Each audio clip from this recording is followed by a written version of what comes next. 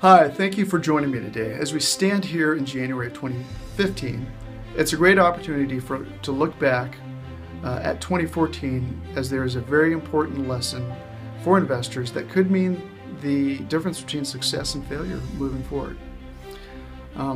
This is a quick introduction to an article that I've written called The Asset Allocation Paradox that can be found at worthpointinvest.com on our blog. So the scenario is this. In 2014, the S&P 500 was on a tear. It returned 13.69%.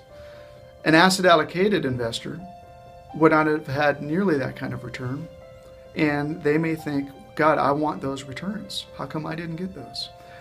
Well, the truth is, historically, if you look back at returns, you don't want to have had that return, or more clearly stated, you don't want to have held just the S&P 500.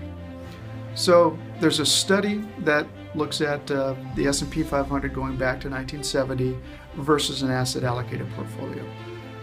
What it finds out is, even though the S&P 500 beat the asset allocated portfolio 55% of the time, the explanation on why they ended up with similar returns lies in the down years.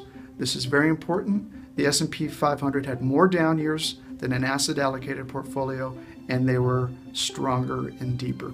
So as it turns out, defense during years where the returns are negative on the downside is disproportionately more important than positive returns on the upside.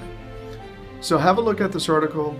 There's a great lesson learned for all of us, and hopefully this will mean the difference in understanding this paradox, as we call it, between success and failure moving forward.